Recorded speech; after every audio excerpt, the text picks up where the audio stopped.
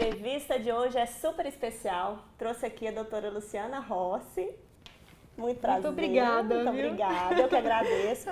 Gente, eu vou respirar fundo antes de ler o currículo da Luciana, porque ela tem 2 tipos de currículo, tá? Tem o de atleta e o de nutricionista.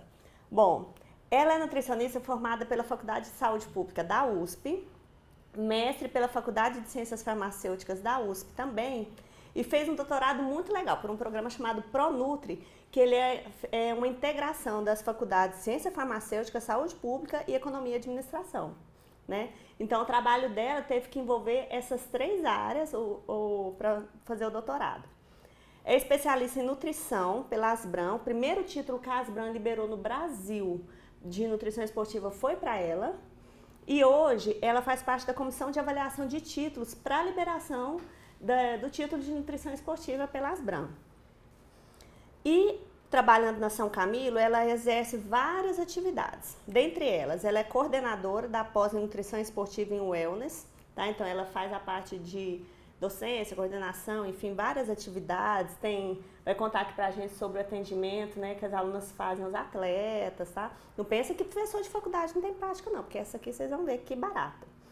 Ela é coordenadora da 2ª edição do livro de avaliação nutricional Novas Perspectivas, inclusive tem alguns capítulos do livro que foi ela que escreveu também, e tem um outro livro que é só dela, chamado Nutrição e Academias, do Fitness ao Wellness.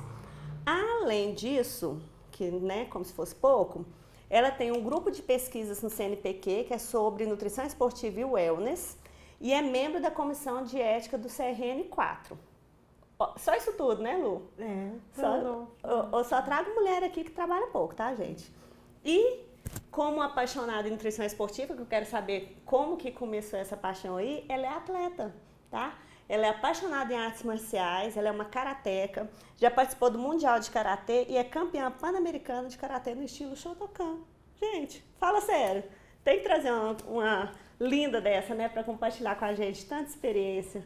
Me conta como que começou toda essa história de nutrição esportiva, como é que você coordena isso? Nossa, Ju, primeiro eu gostaria de agradecer estar aqui com você, dizer que a vinda aqui para Goiânia, conhecer esse povo, conhecer você, a sua luz, o seu trabalho, a sua intensidade, eu gostaria de parabenizar. Eu estou realmente muito feliz. Muito obrigada pelo carinho, agradeço, viu? E, nossa, eu comecei, inicialmente, a nutrição não foi a minha primeira faculdade, eu fiz física.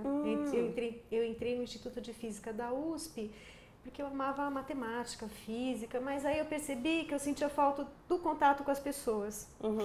E aí, né, fui estudar de novo, eu já tinha feito 3 anos, eu não cheguei a me formar. Eu prestei 3 anos e eu vi que não era muito frio para mim. Então, eu estava lá tentando decidir o que eu queria fazer, né, e sempre aquela sabedoria de mãe. Eu falei, mãe, nossa, eu queria fazer uma coisa que eu tivesse contato com as pessoas, que eu pudesse ajudar, fazer. E a minha mãe, na sua sabedoria, falou, por que você não faz nutrição? E eu gostaria de dizer que foi uma coisa madura, tal, mas foi bem assim. Aí eu fui ver o que era, comecei a olhar e fui me apaixonando por essa profissão. Conversei com algumas pessoas que foram fundamentais e no fim eu decidi me inscrevi em nutrição e não tem como não se apaixonar, não tem como se envolver. Como eu já fazia antes esporte, então eu comecei a ver que havia uma coisa que faltava. E que eu poderia, né, já como era uma 2ª faculdade, eu já tinha uma outra visão de ciência, já tinha feito alguns anos, até tinha feito no laboratório de macroscopia do Instituto de Física da USP, eu já tinha feito iniciação científica, pensei, puxa, tem alguma coisa que eu posso deixar. Então, desde o início, embora eu estivesse na Faculdade de Saúde Pública, que foi maravilhosa para mim, eu tive maravilhosos mestres, eu nunca deixei de ter o amor pela nutrição esportiva, achei que eu poderia me inserir nesse pequeno contexto aí, que agora a gente vê que tem um contexto, uma dimensão muito maior. E a nutrição esportiva é sempre muito procurada, né? Que, assim, e tem vertentes, né? Tem aquela coisa do fitness, tem a coisa do wellness, são vertentes que tem pontos em comuns, mas acaba tendo abordagens um pouco diferentes. Perfeito, ele exige que o profissional ele tenha uma mobilidade, uma dimensão para trabalhar. Por que é o fitness? O fitness é a aptidão física. Então a aptidão física ela é trabalhada pelo exercício nas suas dimensões força, potência, capacidade respiratória. Então, o fitness ele é muito bem determinado pelo exercício. É uma melhora de uma adaptação a uma condição fisiológica, bioquímica. O wellness não, é aquela dimensão que é a dimensão do ser humano. Então é o bem-estar. Então você não necessariamente precisa desenvolver uma capacidade física, uma capacidade fisiológica, bioquímica. A atividade física pode ser a produção de endorfinas que faz você se sentir bem. Esse é o wellness. Então o nutricionista tem que perceber que tem pessoas que são competitivas e exigem do profissional prescrição de suplemento, prescrição de tempo de consumo de nutrientes, consumo de alimentos que talvez o wellness não abarque. Talvez seja uma alimentação que é a alimentação mais equilibrada possível para aquele indivíduo, né? Então, não precisa de suplementação, não precisa de tantas regras drásticas como um atleta, que é uma pessoa que precisa ser regrada pelo tempo e pelo condicionamento. E essa pegada do wellness tem um pouco a ver com a filosofia do karatê, tem tudo isso aí no seu coração. Por que que você foi pro lado do wellness? Nossa, apesar de escrever, pergunta. apesar do livro abordar fitness, né? Mas a gente vê que você, até seu tom de voz, já é, né, na paz, como diz a Sofia. Ai, muito obrigada. Não, na realidade sim, porque olha, quando eu me formei, né, logo que eu me formei, eu já estava dentro do esporte, eu já era uma atleta que já tinha conseguido. Claro, nós temos outros representantes no estado de São Paulo, como Elane Lubiques, a Adriana Vagliano, outras atletas de excelente, assim, até atualmente, a Tatiana Pousini, são atletas assim de ponta. Eu sempre fui assim, como a gente tem uma vida acadêmica, eu sempre fui um pouquinho mais refratária, né? E quando eu me formei, eu já tinha titulações que talvez para um aluno que passou na graduação da USP não poderia ter, porque era uma faculdade integral. Eu ainda consegui treinar à noite e tudo. Então ela foi por muito amor e sacrifício. Quando eu terminei de me formar, no karatê já sabiam que eu tinha feito nutrição. E que eu era uma atleta, não uma atleta de ponta, mas uma atleta aí com alguns títulos. Então, naturalmente, me chamaram. Então, ali em Bucan, onde é a Federação Paulista de Karatê, o professor Yasuyuki Sasaki, ele me convidou para integrar a academia e continuar os atendimentos com os atletas de artes marciais de karatê. Então, meu primeiro consultório foi dentro de uma academia de ginástica e no karatê que eu atendia. Então, eu comecei a olhar como eram as academias, porque eu treinava em academia numa época que a mulher não era inserida. Porque, como eu disse no livro, é da nutrição do fitness ao wellness. Então, o início das academias é o quê? O Arnold Schwarzenegger, a calistenia, a musculação. Era um ambiente masculino. Inclusive, eu ia treinar artes marciais e eu só tinha rapazes. Eu só conhecia duas moças que treinavam comigo, que são as minhas companheiras. E eram lá sempre as 3 na academia. O resto eram homens. A gente fazia treino com 30 rapazes e só nós de meninas. E a regra era, todo mundo treinava junto. Então, eu tive esse olhar da academia de ver que as pessoas vão para a academia e muitas vezes elas não queriam fazer o treino, apenas um treino de rendimento. Elas iam para socializar, às vezes por motivos de estética, muitos por motivo de saúde e que não precisava de ênfase em nutrição em esporte, mas nutrição em atividade física. E a atividade física está para o wellness, assim como o exercício, está para o fitness.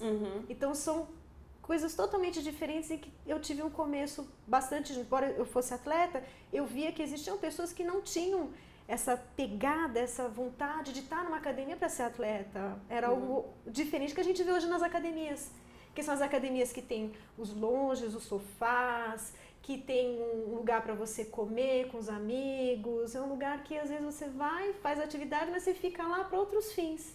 Isso é totalmente o wellness. Então, e aí foi sob essa perspectiva que você resolveu trabalhar. Exatamente. Foi, então, paralelamente, esporte e atividade física. Então, eu consegui as duas coisas, né? E nisso tudo, como que começou a docência? Porque você me falou que no início, quando você entrou lá na São Camilo, nem tinha essa cadeira, ficou um tempo lá sem professor de esportiva. Conta essa história aí pra gente. Então, na realidade, antes de mim, claro, isso é uma coisa muito clara. Às vezes a gente vê a pessoa e fala, não, ela inventou a roda. Não, na realidade não. Na realidade, antes de mim, tem uma outra professora, uma querida, Sandra Lima Ribeiro, uma referência também na área de esporte, que já na São Camilo já tinha implantado essa ideia de atividade física, de esporte. Ela tinha disciplina de nutrição e esporte. e também ela tinha uma pós, que eu queria fazer na época, mas eu não era formada em graduação. Só que a Sandra Lima, que agora está na USP, né? E eu fiz mestrado, quando eu fiz mestrado, ela ainda estava no mesmo laboratório que é do professor Júlio Tirapegui. Ela foi para outros desafios, tanto é que hoje ela está na USP, na USP da Zona Leste. Então ela foi para outros desafios. E aí a São Camilo, que já tinha essa tradição, ela se viu nesse flanco aberto, né? E aí eu recebi um convite para ir dar uma aula, fui dar uma aula exatamente do que eu sabia, que era artes marciais, esportes, atividade física, recebi um convite para participar e as oportunidades foram abertas pelo curso, pela graduação de nutrição, né, que eu devo agradecer muito, são vários coordenadores lá, eu gostaria de agradecer muito e eles foram me possibilitando para que eu fosse aí desenvolvendo e chegando a esse formato que hoje está. Então, eu estou aproximadamente 12 anos lá na São Camilo e desde então eu tenho tentado conduzir com outros colegas que também me ajudam bastante para consolidar essa parte da nutrição e esporte. Tanto e na graduação quanto na pós-graduação. Isso, nós temos a graduação em nutrição e temos a disciplina de nutrição e esporte. Nós oferecemos estágio curricular também na área de esportes, em clubes, em academias, em assessorias, consultorias. E temos muitos trabalhos que são gerados da própria São Camilo Temos trabalhos aprovados pelo Comitê de Ética para realizar esses trabalhos e nós temos a especialização em nutrição esportiva e wellness. Então, assim, a sua atividade lá é intensa, porque tem pesquisa, tem CNPq envolvido, tem estágio que é totalmente voltado para a prática, para acompanhamento de aluno, você também faz sala de aula, é coordenadora de pós, é muita coisa lá. É muita coisa. Você só fica lá... na São Camilo? Só. Eu tenho... não. Eu tenho lá uma ambiência, um carinho, né? O grupo de pesquisas, eu acabei de abrir esse ano, algo maravilhoso, porque colocou em outro patamar. A gente agora tem uma visibilidade como grupo de pesquisa no Brasil, né? Uma coisa é a gente ter um curso de especialização, outra a gente falar que a gente tem uma ambiência em termos de pesquisa e publicação, que a gente possa abrir um grupo como outros que existem em outras faculdades, que são faculdades públicas ou federais, né? Agora eu vim aqui para Goiânia, eu conheci o grupo de nutrigenômica, que tem um grupo de pesquisa também. Então eu já estou fomentando essa união de pesquisa entre outros grupos, que é fundamental para que a gente se conheça. Eu acho isso maravilhoso. Tanto os pesquisadores se conheçam, os nutricionistas se conheçam, quanto a ciência em si tem um progresso cada vez mais rápido, mais positivo, né? Porque tem tanta pesquisa para ser feita. Vocês falam assim, a gente para observar os temas de pesquisa e nutrição é uma amplitude gigantesca. É verdade. Então essa conversa, por exemplo, esportiva com wellness, com nutrigenômica, todo mundo sai crescendo. Todos. A gente vê que a gente sempre pode aprender, né? Então aqui o grupo de genômica é muito forte, muito unido. Trouxeram uma área que é esportiva, né? E trouxeram também marketing, ou seja, nós somos um profissional, formamos generalista, né? Nós temos que conhecer todo, a gente não pode ficar só na nossa casa. Então, quando um grupo tão específico abre e a gente vem, a gente mostra como é a grandeza da nossa profissão. Porque muitas vezes, como a gente já conversou, a gente pensa que nós temos ações isoladas e a gente não se olha.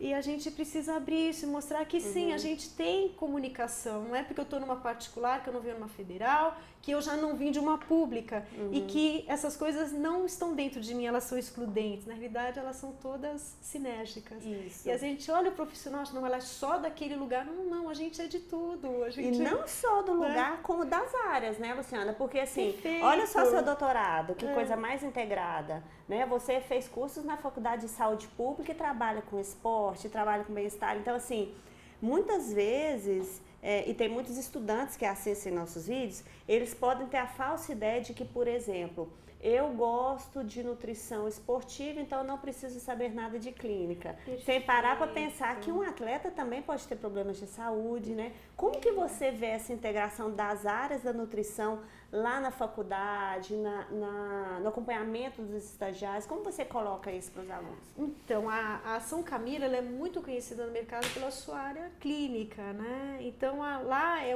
um grupo bastante querido e que a gente conversa muito. Então, me convidam para dar aula. Durante muitos anos, eu fui docente da nutrição esportiva, na nutrição clínica, né? Então, minha primeira inserção, quando eu falo de do lato sensu foi como professora na nutrição clínica. Então, eu tinha uma disciplina durante muitos anos que era de avaliação nutricional, que é de onde veio o livro. Então, essa história também é uma história muito bonita. Que bom que você lembrou, né? A gente sempre tem que recordar as pessoas que nos incentivam, porque é aquilo que eu falo, pode me olhar, mas ninguém se faz sozinho. Eu posso esquecer alguns nomes aqui, ninguém se faz sozinho, mas eles estão ao meu lado, né? A gente esquece talvez por uma contingência assim, de tempo, alguma coisa assim, mas eu digo que a gente não pode esquecer as pessoas. Então, eu entrei nesse grupo de nutrição clínica e aí teve aquela ideia, você da avaliação nutricional, a gente podia ter um livro de avaliação nutricional da São Camilo, porque a gente tem tantos professores que ministram, são tão especializados nessa área, cada um podia escrever um capítulo, aí então fui eu, a professora Lúcia Caruso, a professora Andrea Galante, a gente se uniu, nasceu o livro, estamos na 2ª edição, com a colaboração de todos os professores da São Camilo e fora. Então, isso são os núcleos que a gente fomenta, né? Eu tenho professores de fora que participaram do capítulo, mas é um livro que tem aí uma participação muito grande dos professores. E foi uma conversa muito legal, porque eu nunca fui conhecida diferente, embora eu estivesse dando aula de nutrição clínica, eu nunca fui conhecida diferente da área desportiva. Então, embora eu esteja aí no projeto encabeçando ali em determinados momentos, né, sou o contato com os professores, é um livro da São Camilo, que tem as áreas aí que se ligaram para fazer um projeto em conjunto, né? Agora o livro de academias, eu escrevi sozinha, porque ele é meu, ele tem, como a gente está aqui na Genômica, ele tem o meu DNA. Então ele é bem a minha cara. O outro já é uma colaboração dos queridos professores que eu nunca posso esquecer, que sempre colaboraram com o tempo, com a sua expertise, para que a gente fizesse uma 2ª edição que já diz que é uma grandeza. É muito legal você falar assim, sobre ninguém se fazer sozinho, né, da importância dos colegas, da união entre esses colegas, atuação conjunta, cooperativa. No caso lá do atendimento do estágio, tem outros profissionais também, da educação física, integração com outros cursos também, para fazer as atividades de estágio lá no São Camilo? Não, a gente não tem, porque lá a gente tem a área da saúde. A educação física nós não temos inserida no curso, que seria interessante, mas no local de estágio há o profissional. Então a interação, exatamente, é porque você me perguntou especificamente da instituição não, mas como a gente trabalha em academias, clubes, sempre há. Então a gente tem lá o professor ou o profissional de educação física, né? E a gente tem um sinergismo, porque eles ajudam no treino. Por exemplo, a gente vai fazer uma aula sobre avaliação, vou falar de um tema que eu falei aqui, de avaliação de hidratação no HIIT, que é uma vertente do CrossFit. Aí, como é que é o treino? Eu preciso saber se esse treino foi moderado, intenso. Então a gente conversa com o professor e fala, olha, esse treino eu vou modular assim, ele é assim. A gente coloca o nosso artigo, a gente agradece aquele profissional que nos orientou, como foi a atividade física, e a gente acaba aprendendo. Mas ninguém faz trabalho sozinho, porque a gente precisa do professor, a colaboração do professor que está lá, que cede o seu tempo de aula, que recebe os alunos com carinho, e isso já mostra a cooperatividade entre profissionais, porque não é a gente está fazendo um trabalho e ninguém está... Não, eles cada ajudam um, né, muito. na sua praia, não tem isso. As pessoas também que vão e confiam na nutrição e falam, não, eu vou ceder meu tempo, eu vou preencher esse questionário, você pode me pesar, você pode me avaliar. Então, um agradecimento aí também para essa colaboração que a gente tem do local de pesquisa, os nutricionistas que estão no local de pesquisa, os profissionais da educação física que nos acolhem, os fisioterapeutas e também, né, o próprio local e os sujeitos de pesquisa, a gente fala assim tecnicamente, mas são as pessoas que estão... Né? São aquelas, todas aquelas expectativas de melhorar, todas as pessoas que acabam confiando, né? Exatamente. A gente não faz pesquisa sozinho. Não. Também não. E aí, pelo que você está me explicando, então, lá não tem essa onda de professor só na teoria, porque tem uma prática toda, você trabalha bastante com prescrição, atende modalidades diferentes. Sim. Né? Como professor e como docente lá, você tem toda uma bagagem prática também. Sim, a gente acompanha e mais, nos locais de estágio, o acompanhamento é com o estagiário do lado. Eu vou atender? Vai. Então as minhas alunas, elas já foram até em campeonato de UFC acompanhar atleta. Ai, que legal. E não, vai, eu acho que eu vou querer falar, viu? Que eu gosto de esportivo, acho que eu vou fazer nós tivemos recentemente lá com vocês. Uma aluna que acompanhou e depois ela foi contratada pelo local de estágio. Então a gente também tem um retorno de contratação muito importante, que isso é interessante. Isso é importante, hein? Isso é muito importante, né? Que a gente coloca o aluno que eu falo que já começa a mandar bem desde a época de graduação, porque tem gente que perde o bonde, né? O bonde passa e fica lá esperando. Quando ele formar, ele vai fazer alguma coisa. E eu vou aproveitar o que eu aprendi na sua palestra, que a gente chega e fala, você quer? Você foi? Você fez o seu currículo? Você se prontificou? Você olhou no olho e falou, eu gostei desse estágio, tem uma vaga, eu quero me candidatar? Então tem que ser proativo. Exatamente, a proatividade que a gente trabalha. Então eu vi a sua palestra, eu falei, mas é isso, olha que coisa maravilhosa. Eu estou aprendendo nomes técnicos aqui de algo que a gente usa, mas é importante você passar essa passagem, porque essa bagagem, porque ver o professor de nutrição esportiva, né? É só isso, né? As ferramentas de marketing que você ensinou, né? Você sabe valorizar o seu trabalho, esse estágio te interessa, você quer, esse você vai se dedicar, o outro você não vai se dedicar, quer dizer, você vai ser só esse estágio, o outro você não vai mostrar que você também tem valor, ou você vai fazer estágios maravilhosos, porque isso vai contar que você é uma pessoa que consegue trabalhar em qualquer área. E isso te põe mais à frente, porque a pessoa, eu só gosto de clínica, então esportiva, eu vou lá fazer corpo morto, aí vai para um lugar maravilhoso, tem um network vibrante, intenso, e você perdeu, porque você só ficou olhando uma área. Ou ao contrário, vê só esportiva, não vê clínica, não vê unidade de alimentação. Aí você despreza um estágio, você não dá muito valor de alimentação institucional, alimentação em unidade de alimentação e nutrição, mas te chamam para você cuidar dos jogadores de vôlei de uma seleção maravilhosa. Você precisa entrar na cozinha, você precisa ver como é o preparo. A gente fez entrevista com a nutricionista do time do Goiás aqui, e ela explicando isso, a importância da produção de refeições, o jogador vai para outra cidade, né? Mesmo sendo no CT, no centro de treinamento, como isso acontece, então ela precisa de saber isso tudo. Lógico que precisa, então você perdeu uma vertente que você poderia aplicar na nutrição esportiva que te colocaria aí na frente de Gente, eu vou falar, supervisor de estágio, professor, a gente vê, supervisor de estágio eu nunca fui, só assim, extracurricular, né? Não obrigatório das pessoas que vêm para minha empresa, mas de graduação em educação física, que eu dei aula, a gente percebe quem é um aluno dedicado ou não.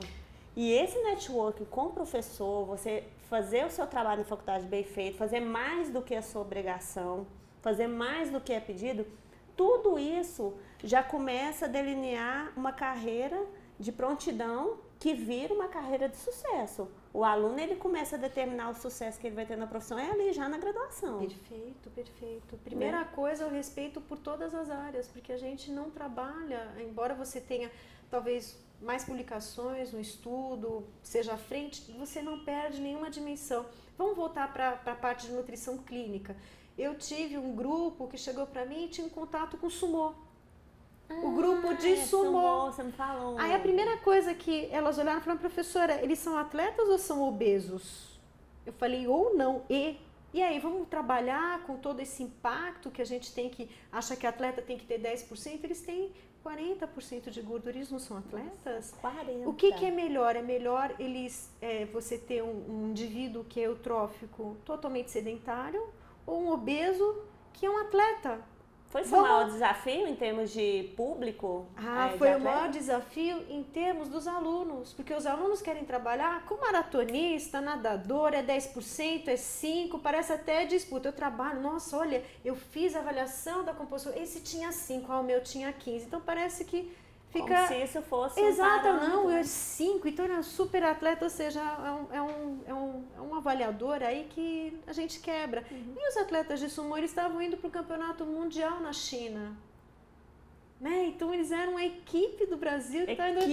Nossa, de ouro ali, e né? é o desafio, a gente fez todos os testes bioquímicos neles e eles não apresentavam nenhuma variação de glicose, triacilglicose, mas como eu esperava, olha só. Olha o paradigma. Exatamente, seu preconceito, você já veio com uma ideia preconcebida de que eles não seriam saudáveis, né? Mas eles são, é uma doença. Então como é que a gente trabalha isso? Como a gente trabalha um esporte que o pressuposto é que a obesidade, ela é ergogênica, a obesidade auxilia no esporte. O ergogênico, ele pode ser... Pode. Então, a gente fala de obesidade atlética. Existem alguns esportes em que se você não tiver uma camada de gordura, uma proteção, você não consegue desenvolver. Nadador de travessia de longa distância, a gordura serve como isolante térmico. As pessoas que não têm esse isolamento térmico, Não elas podem conseguem. ter hipotermia, elas podem morrer. Então, os atletas, eles têm que ter obesidade, mas você olha para aquele perfil corporal e você acha que não é um atleta. E extremamente saudáveis, como você disse, né? Pelos exames bioquímicos, Pelos sim, exames mas aí a bioquímicos. gente teria que fazer agora a parte da genética, ver se não tinha algum Pois é. outro processo Nossa, mas inflamatório, que né? desafio, que Mas desafio. pelos parâmetros que nós elegemos, nós não diferenciamos ele de uma pessoa que não fosse obesa. Ele estava ali com os exames todos dentro dos valores bioquímicos. Talvez a gente tivesse que eleger outros. Ciência é complicado, né? A gente... Muito. Até assim, a gente tem- tava conversando com a Sandra, né, essa do Goiás, que eu comentei com você. Até a posição que o jogador ocupa no campo. O jogador de futebol não precisam todos os mesmos recursos ergogênicos, não vão atrás das mesmas vias metabólicas da mesma maneira. Um goleiro de um atacante, isso mesmo. de um Quando a gente zagueiro. trabalha em equipe, a gente trabalha com posição de jogo, a gente chama PJ, né?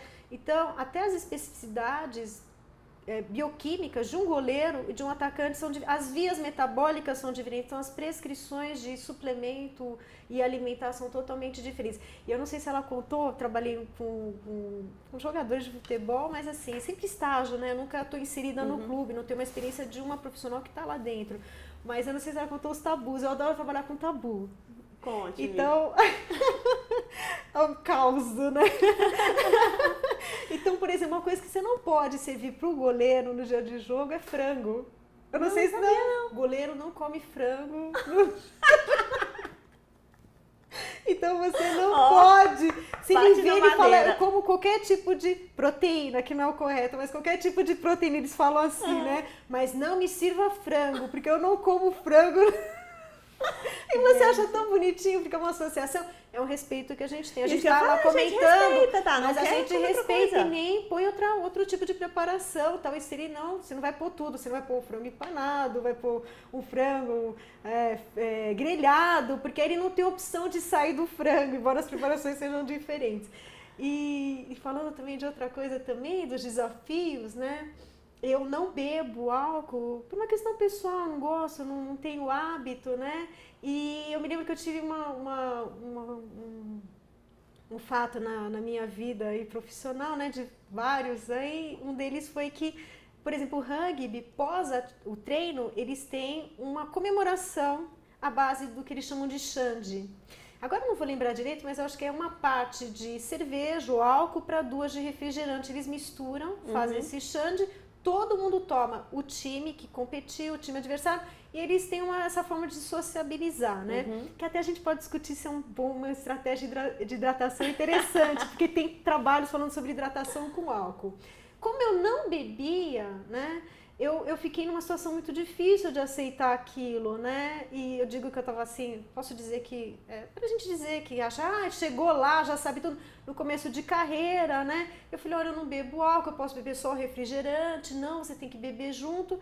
E eu mantive, era um ritual eu mantive essa posição e depois agora eu vejo, eles aceitaram, mas eu vejo o quanto foi, vou colocar da maneira como eu vejo, ninguém tá falando mal de mim, vou falar de mim mesmo. Eu vi o quanto foi deselegante, que eu poderia ter aberto mão, né? E que isso me marcou. Então, você vê, eu também gostaria de falar que a gente, não tropeça, a gente faz umas coisas. Nossa, e depois é tão sabe? sutil essa sua percepção. Tão importante, assim, porque igual esse é um ritual.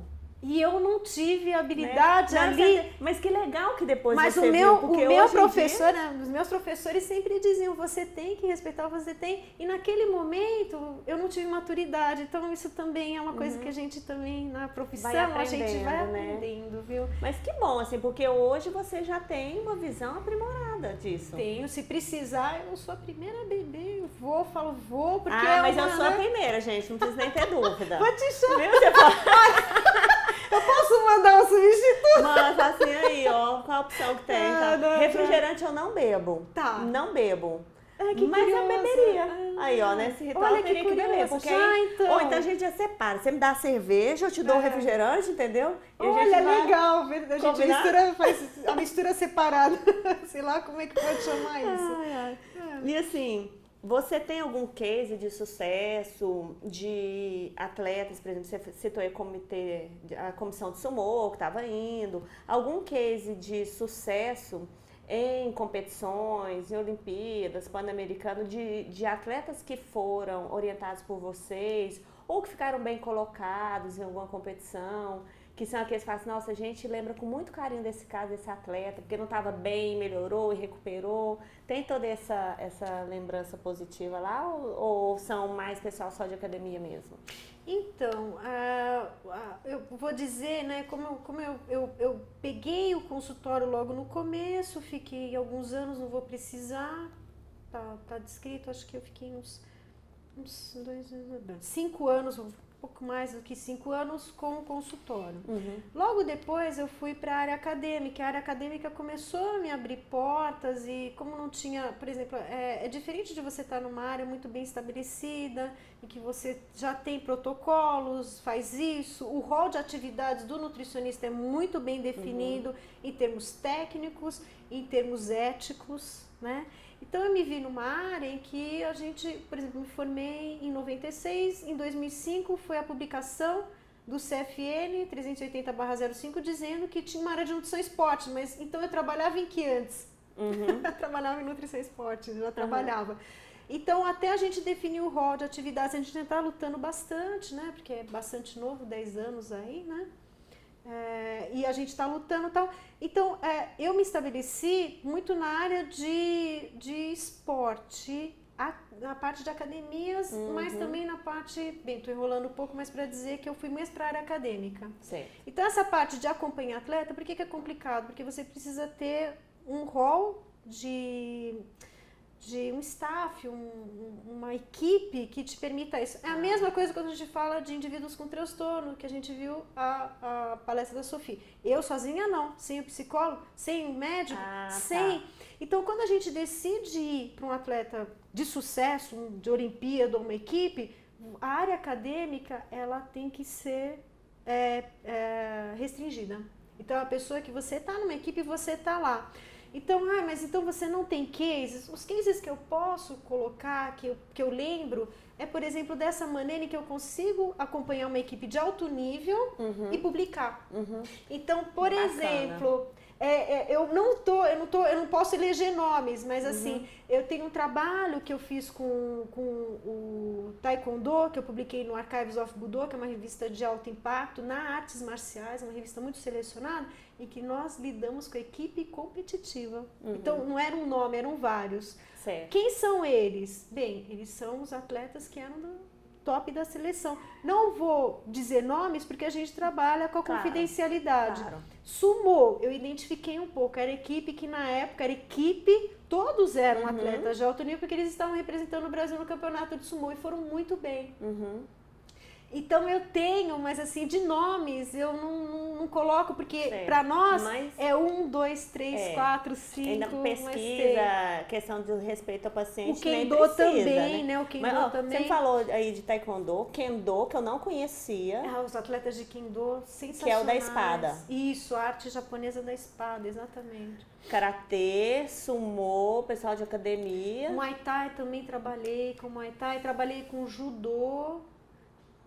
Eu trabalhei com Kung Fu maravilhoso, são pessoas assim eles têm uma relação com a comida, de espiritualidade, o yin e yang, o positivo, o negativo, é muito lindo. Como fica assim essa questão porque você falou, né, do respeito ao goleiro que não quer comer frango, do jogador de rugby que quer lá beber cerveja com refrigerante. Depois da atividade física. Como fica para explicar isso para os alunos? Porque assim, o aluno ele ainda está com a cabecinha em formação e como você falou, às vezes cheio de preconceitos. É um desafio diário fazer essas quebras de paradigmas e de fazê-los entender esse aspecto social, de harmonia com a comida, de ritual. Como que fica isso? É complicado, né? É complicado, mas eu tenho uma facilidade porque eu pego o aluno no 6º semestre. Ele está pronto para ir para o estágio e ele já começa a ver as disciplinas profissionalizantes. Então, eu acho que a primeira coisa que eu acho fundamental mostrar para o aluno é, primeiro, eles olham muito o currículo hoje em dia, né? Como você colocou meu currículo. Então, uau, né? Então, eu falo, uau, nada, gente. Nossa, como a gente é todo dia um aprendizado. Olha esse erro. Então, por exemplo, toda aula eu coloco, olha, para eu chegar aqui, Não tinha diretriz, eu fazia assim, eu fazia da melhor maneira possível, graças a Deus sempre deu certo, mas veja como a gente trabalhar. Então, eu começo a desconstruir a mim mesma, não é? Porque, sei lá, eles veem, às vezes eles veem você como uma pessoa infalível. Eu falo, não, veja, eu falei essa besteira, eu errei a via metabólica, eu errei o nome da enzima, né?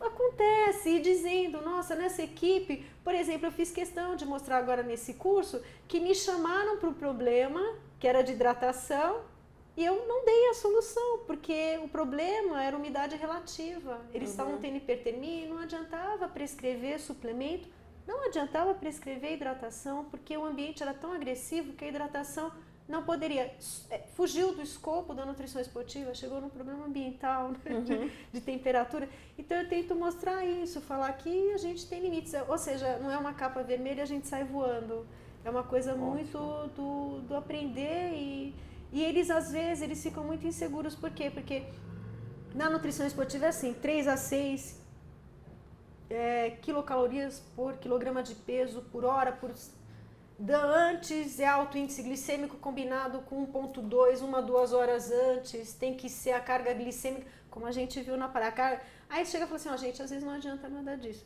Não, professora, eu falei, é melhor que vocês saibam por mim, do que vocês chegarem lá e falar, como a gente pode ouvir, né? Quer dizer que não é isso, não vou seguir essa receitinha de bolo e o bolo vai crescer. Não vai crescer, não vai ter nem bolo. Às vezes você não vai conseguir nem cozinhar, nem pôr no forno, porque não vai rolar. Você está lidando com pessoas, com micro-universos. Né? Você faz aquela alimentação maravilhosa, ele passa mal, desculpe o termo, não sei se pode usar, ele vomita. E aquela suplementação que você deu foi... E agora? Agora você vai sentar e falar assim, vai dar tudo certo. E aí você desconstrói tudo, como você disse. O atleta, mas eu passei mal, você me alimentou, agora eu tô sem nutrientes, você sempre fala de nutrientes, aí você se desconstrói, você fala, não, vai dar tudo certo. Você vai ganhar, você fica tranquilo.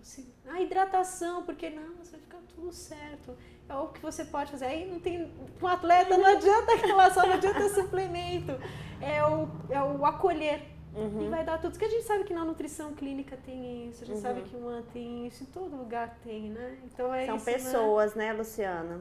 São maravilhosos. Por isso que eu fui para a área de nutrição, saí da área de exatas, né?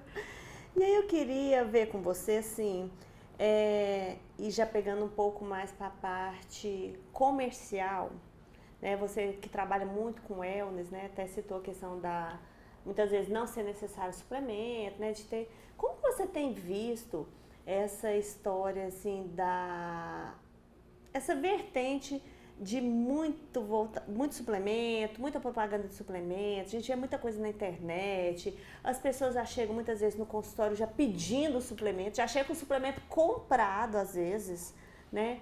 Esse boom de informações e às vezes o próprio nutricionista muitas vezes se vê acuado, obrigado a prescrever alguma coisa porque o paciente é um cliente que tem aquela expectativa, né? Como que você vê toda essa questão da suplementação, que muitas vezes não é necessária, que o profissional fica muitas vezes acuado de falar assim, olha, não precisa. Aí o paciente fala, nossa, mas como não precisa? Porque meu amigo bebe, eu não vou tomar? Meu amigo está tomando whey, por que eu não vou tomar? Como você vê isso tudo no mercado hoje, na orientação dos seus alunos? Como que a gente pode melhorar isso para que as pessoas não tenham tanta essa necessidade comercial e entendam a nutrição esportiva não só como prescrição de suplementos?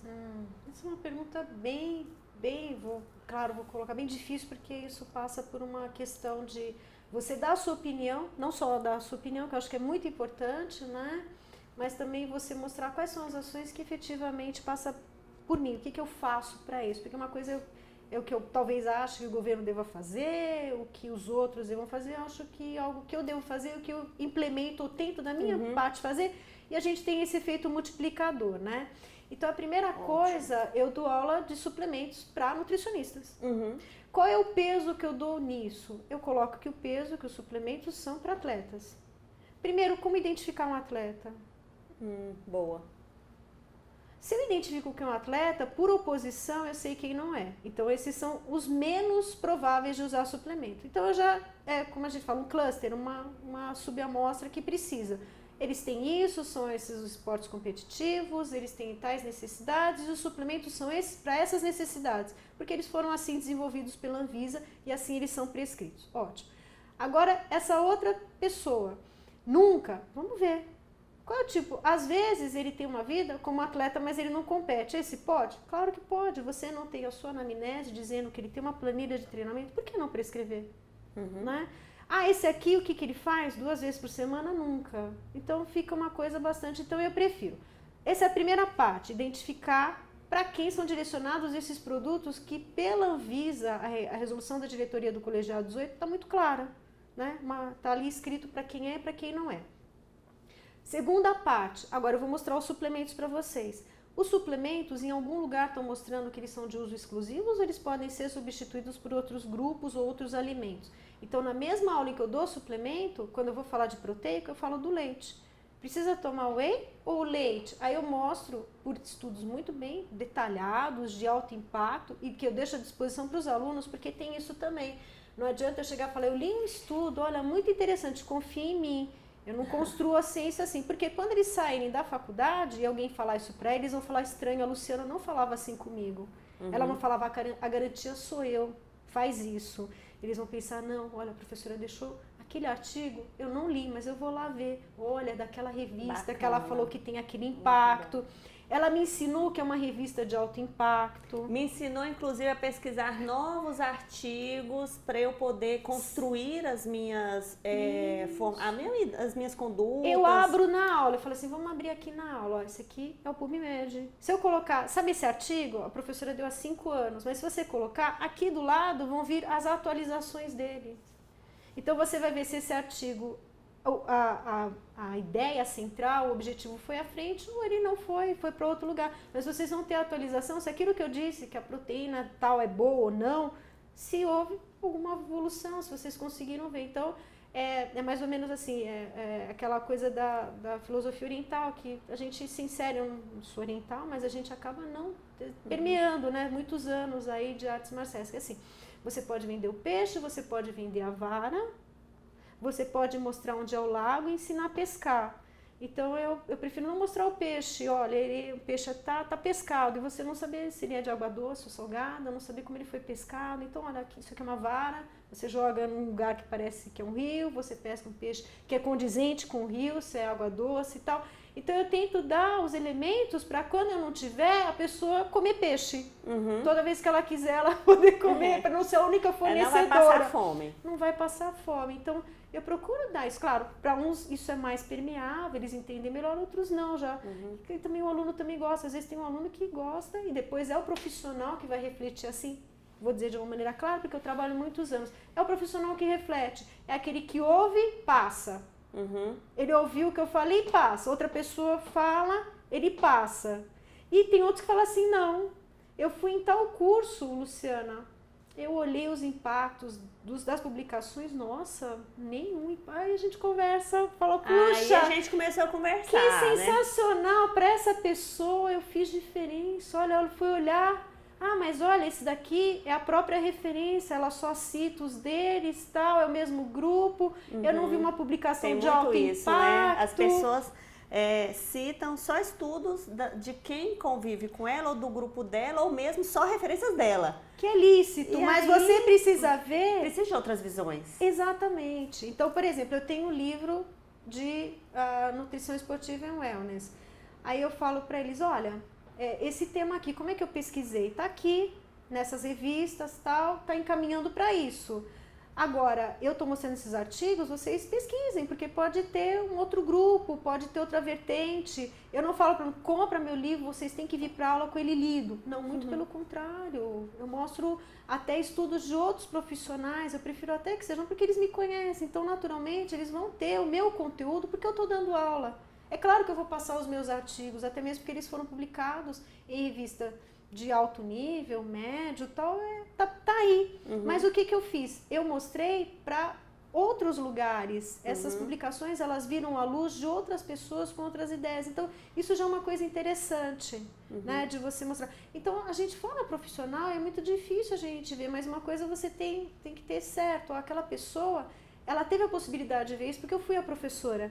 Então, se ela tá indo por lá, se ela não quer conhecer, se ela não quer pesquisar ou ser dona da sua própria as suas próprias opiniões, né? Porque você lê e aí você filtra por você e você tem a sua opinião. Então a gente tenta falar assim, né? Por exemplo, perguntar, mas por que? Porque eu ouvi, a pessoa falou. Eu falei, eu entendi que você foi e a pessoa falou e você ouviu. E o que você acha? Acabou a conversa, então fica, não, porque eu fui no curso, eu fui, aí ela falou, por que isso? Eu falei assim, eu não fui no curso, eu não paguei, eu não fui lá. Eu não posso dizer por que ela falou isso. Você que deve dizer, porque você estava no curso. Então, às vezes a pessoa vem e quer confrontar algo que ela ouviu, mas que ela não entendeu, que ela não sabe de onde saiu, e me pergunta, mas professora, eu fui lá e me falaram isso. Por quê? Eu falei, mas desculpa, como é que eu posso saber? Eu fui um especialista, ele me recomendou isso e é para tomar, eu trouxe aqui para você. Eu falei, olha, eu não vou olhar a prescrição, mas a prescrição é sua. O que você perguntou para o profissional quando ele prescreveu tais coisas combinadas? Eu não perguntei nada. E você perguntar para mim, você acha isso correto? Você pagou para ser atendido, você foi atendido, a pessoa teve um procedimento com você, te passou uma prescrição e você não perguntou, você não se interessou pelo trabalho da pessoa, por que ela toma aquela atitude. Da próxima vez você questione, olha, por que você me prescreveu isso? Então fica isso, entendeu? Então a pessoa, né, sair dos cursos, sair com você veja sempre aberto, perguntas. Por favor, agora é o momento de perguntas. Fica todo mundo, eu vou perguntar para minha professora quando eu voltar. Não, né? Pergunte, olha, aqui é uma questão assim, a gente, importante. Formar as próprias opiniões, as próprias condutas, é ser sujeito da própria história. Sim. Então, aquele aluno, aquele profissional, que ele vai em um curso, ouve e repete, ele sempre vai ficar na dependência, primeiro, de ter que ouvir alguém, porque ele não é ativo para procurar as próprias informações. Segundo, refém da qualidade daquela informação, porque ele não verificou as fontes. E terceiro, ele sempre vai ser uma pessoa sem a capacidade de análise, porque ele não aprendeu a analisar. É aquela pessoa que tem a mente preguiçosa. Então, como é que alguém quer ter sucesso trabalhando de uma maneira tão preguiçosa, pouco proativa, sem identidade nenhuma no trabalho, só replicando as outras? É uma briga que eu tenho, assim, sempre com até mensagens que eu recebo de gente que me pergunta coisas assim, eu posso replicar a conduta de fulano? Eu posso repetir um manual, entregar o mesmo manual em 2 lugares diferentes? Então, assim, chegam perguntas para mim, respondo todas, respondo prontamente. Eu acho até melhor me perguntar do que fazer sem perguntar. Mas eu faço questão de explicar para a pessoa que a gente precisa ter senso crítico, que a gente é profissional de saúde, que qualidade de trabalho passa por todas essas análises, que essas receitas de bolo que todo mundo coloca, que isso não existe. E que os bons profissionais são aqueles que de fato sabem o que e porquê do que estão falando. Que é essa análise que você colocou muito bem aí, né? Que os alunos hoje eles precisam de fato aprender, e até os formados precisam aprender a criar as próprias condutas baseadas realmente em ciência. O que é bastante difícil, porque a gente tem aí, em todas as análises, você sempre tem os graus de evidência. Então eu posso chegar sim numa palestra e falar assim, gente, essa conduta é minha. Eu estou fazendo isso porque eu tive um problema, eu rompi tendão, vou falar de mim, eu rompi tendão e eu consumi este suplemento e para mim foi o suplemento que me fez voltar a andar. Isso é a minha história. Qual é o grau de evidência? Baixo. Porque é um nível de evidência pessoal, é a minha história. Então, se eu tive algum fato na minha família, se eu tive algum fato comigo, eu posso contar numa palestra, numa aula. desde que eu declare que isso é meu. Então o aluno fala, isso é um N de 1. É um N de 1 identificável, é a Luciana. Em outro momento eu vou chegar e falar assim, agora eu vou falar das evidências sobre suplementação e recuperação de indivíduos de tendão de Aquiles. É uma revisão ampla de vários artigos, tem uma meta-análise relacionando, e agora eu vou mostrar. Então, aquele suplemento que eu disse não está aqui, porque não tem nada a ver, mas ele funcionou comigo. Então, você está trabalhando num nível de evidência alto ao nível de evidência baixo, que é válido. O que a gente não pode é inverter, fazer algo que é um nível de evidência baixo e passar como se fosse um alto nível. E pegar um alto nível dizendo, os estudos mostram que tal coisa não funciona, não funciona. Eu estou falando, eu dou curso, eu tenho livro, eu também tenho livro, mas o livro, com todo respeito, porque eu estou me colocando nisso, eu tenho um livro. O livro, a editora aprovou o sumário, eu escrevo o que eu quero. Eu coloquei eu coloquei os meus artigos, eu coloquei as coisas que eu gosto de ler e o livro está lá. É a minha vida, é a minha experiência, está lá. É claro que eu tento fazer de uma maneira com um grau de evidência amplo, mas o livro é meu. Eu posso amanhã escrever um livro anti-nutrição, anti-wellness, e falar que a nutrição e esporte não funciona. É o meu livro. E ele vai ser vendido, pode virar até um best-seller. Mas qual é o nível de evidência que tem para dizer que não precisa da nutrição e esporte? Então a gente tem que tomar cuidado com isso, né? Existem artigos e artigos, né, com nível de evidência, todos foram publicados, parabéns, todos, mas em níveis diferentes, né? E assim, depois fala, como isso não? Mas qual foi o artigo? Ah, foi esse e tal. Eu já vi até, deixa eu colocar uma coisa aqui, já vi artigos de nutrição escritos por não nutricionistas. Você tem que ler diferente? Eu acredito que sim, mas ele foi publicado. Eu acredito também. Eu posso escrever um artigo em outra área, filosofia, artes? Posso. Pode dar sua opinião. Eu posso publicar numa revista de artes, a minha opinião sobre Botticelli. Mas qual é o meu impacto perto de um Gombrich, por exemplo, que é uma referência, já morreu, mas você vai lá que a Luciana falou de Botticelli, o Gombrich falou de Botticelli. Luciana, com licença, com todo respeito. Senta lá, né? Mas eu tenho um artigo publicado. Tem, claro que tem, né? Então a gente tomar cuidado. E essas coisas a gente fala, parece uma besteira, né? Olhar quem que é o grupo, com quem trabalha, se conversa com outros grupos. Isso parece, mas não é, porque a gente tem aí uma interface de ciência de diferentes níveis, né? Que às vezes o aluno não vê, porque tudo publicou, fez livro, é sucesso. Não, a gente tem os vieses que a gente precisa declarar, conflito de interesse. Nossa. Olha, eu não estou aqui com a camisa do suplemento, mas eu trabalho para a empresa de suplemento, eu falo de suplemento. Algum problema? Não, desde que se declare. Porque eu não posso ir numa palestra sabendo que a pessoa tem no currículo declarado que presta consultoria, que já está lá e isso vai diminuir a ciência daquele pesquisador? Não, mas ele declara tudo. Eu preciso saber que ele existe declara essa relação. Tudo. Olha, né? eu já trabalhei com tal suplemento, eu já trabalhei prestando consultoria. Puxa, que riqueza! E agora eu vou falar de uma maneira geral dos suplementos, né? Mas às vezes a pessoa não declara e pode ter aí um viés, acho que declarando, né? Olha, eu trabalhei, não há problema nenhum, mas mostra até um despojamento.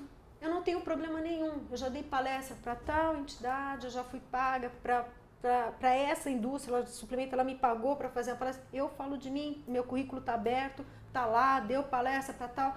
Tava lá, não tem problema, fui, ouvi e depois eu voltei para a ciência, fiz o meu trabalho, coletei dados, mostrei para publicação. Foi aprovado? Então vamos ver se o grupo era ético, se passou por um comitê de ético, se a revista é de bom impacto. E não há problema nenhum, desde que, né? E também outras coisas também que a gente vê, que parece meio bobagem, mas também são, é que você olha o currículo da pessoa, ela trabalhou com tal locus ou tal parte da ciência e ela acaba falando sobre outras coisas. Não tem tanta propriedade, né? Tanta e às vezes não é por maldade, mas não está tão... Porque trabalhou, né? Luciana, no que foi o seu doutorado? Academias. Eu tenho um livro de academias. Mas hoje eu vou falar de empreendedorismo em uma agência, porque eu sou uma pessoa, tenho um livro, tenho um doutorado, a doutora, tá? Mas hoje eu vou falar de empreendedorismo, hoje eu não pude vir, vou eu. Você já imaginou? Então a gente precisa ter aí muita consciência, né? Não, eu pego lá, o material dela eu vi, eu vou, não, por favor, né? Vamos tentar. Se cada um ficar bem na sua área e puder contribuir, né? E a gente também tem cuidado, e os alunos e os profissionais, acho que assim, até pra gente fechar hoje, eu acho que tudo isso que você falou aqui ao final é uma dica muito valiosa, é um alerta muito valioso para quem queira de fato ser sujeito da própria história profissional. É aquela pessoa, porque o sujeito é quem? É aquele que constrói, né? Então, que constrói o conhecimento, que aprende sozinho, porque a gente aprende sozinho estudando, né? É o que a gente mais aprende, que é muito diferente do que replica. Eu acho que tudo isso que a Luciana falou sobre analisar o que se lê, até porque tem muita coisa para ser lida, a gente não tem nem tempo suficiente, então assim, é até uma questão de valorizar o próprio tempo, ler algo que é bom. E humildade, a gente não conhece tudo, né? Então, assim, eu quero te agradecer demais. Nossa, esse final para mim foi brilhante, porque eu vejo como é importante e necessário que as pessoas aprendam a separar o joio do trigo, vamos usar esse termo, e que muitas vezes os estudantes ainda não têm uma formação, uma malícia mesmo suficiente para identificar isso. A Arícia, que é uma nutricionista da área de esporte aqui de Goiânia, conhece a Arícia? Conheço. A Arícia é super conhecida, né? E o Alice deu a palestra. Assisti, né? Parabenizar. E outra coisa também, gostaria de parabenizar os colegas aqui, porque a gente não trabalha sozinho. Às vezes a gente acha que falar do trabalho do outro, eu fiquei assim, gostaria de parabenizar, eu fiquei assim, apaixonada pelo trabalho deles, da apresentação. A clínica da Arícia é uma clínica assim, de referência que a gente Isso tem. também, por exemplo, desculpa te cortar, Ju, eu estava conversando aqui com a colega Derusa. A gente vê um slide nosso em apresentação de outra pessoa e ela não nos citou. E eu que trabalho na internet. Eu vejo uma figura do meu livro projetada. Por exemplo, eu projetei a coloração da urina. Tá lá Armstrong, não sou eu. No meu livro tá Armstrong. O fato de eu citar que foi ele, o que me diminui? Se você pega um material que está no meu livro, você faz um slide e coloca a referência, o que isso te diminui? Eu vi numa palestra aqui, né? Vi a palestra do Alice, eu não o conhecia, parabenizei, falei, nossa, não te conhecia, parabéns. Se ele mostrou um material interessante, eu vou pôr no meu slide, falei, olha gente, eu fui para Goiânia, conheci... Ele é uma pessoa que eu tive, né? Olha que coisa. Aí você fala assim, não vou falar porque é mais famoso, é menos. A gente tem isso na nutrição e esporte, né? Ou na nutrição, desculpa, falei esporte, desculpa, mas na nutrição no geral. Eu não vou citar, a referência do livro. É o contrário, isso não entra. Gente, pelo amor de Deus, referência. ninguém faz sozinho, né? Eu citei a Sandra Lima porque... é uma referência imediata aí que me ajudou, uma pessoa que já está em outro patamar, o seu brilho, ela tem um brilho, eu não acrescento mais, eu também não diminuo, dizendo nada de como ela foi importante, do que ajudou, o professor Júlio Tirapeg também, ou seja, são pessoas que já têm a sua história aí, veja, não me diminui, não me aumenta, apenas diz de onde eu vim. Eu acho que aumenta, eu acho que soma. Mas a gente vê até alunos da gente que não tocam no nosso nome, isso parece que é geração espontânea. Eu respeito, porque eu acho que é um perfil, né? Se você quer ser conhecido como geração espontânea, tudo bem, eu super... Mas como é bom quando chegou a professora... Eu lembrei da sua aula, como hoje eu tive professor, lembrei da sua aula, olha que coisa aqui, eu falo, a pessoa te conhece, ela já sabe a linha, né? Eu acho que isso não diminui ninguém, não aumenta, a gente não é dono da verdade, mas mostra pelo menos que você veio de algum lugar e você reconhece pessoas que talvez você não sabe o que fizeram por você. Pessoas que lutaram para pôr um curso, para abrir... que fizeram um projeto, que se colocaram à frente e que você às vezes está vendo só o final. Você fala, isso aqui já estava aqui. Não, a pessoa lutou muito, você tem que respeitar. Então, quando você chega numa casa e você vê a mesa posta, os copos na mesa, você fala, eu estou acostumado, em todo lugar que eu vou a mesa está pronta, mas você tem que ver que alguém fez isso antes de você. Quando você senta para comer, muita gente já trabalhou muito antes de você. Você está apreciando o prato final, mas é um trabalho de muita gente que esteve envolvida. Então, eu procuro, né, a gente procura assim, eu sempre agradecer, às vezes eu esqueço o nome, mas assim, eu gostaria de dizer que eu tenho uma equipe, pessoas que sempre me ajudaram, professores na São Camilo, coordenadores, reitores.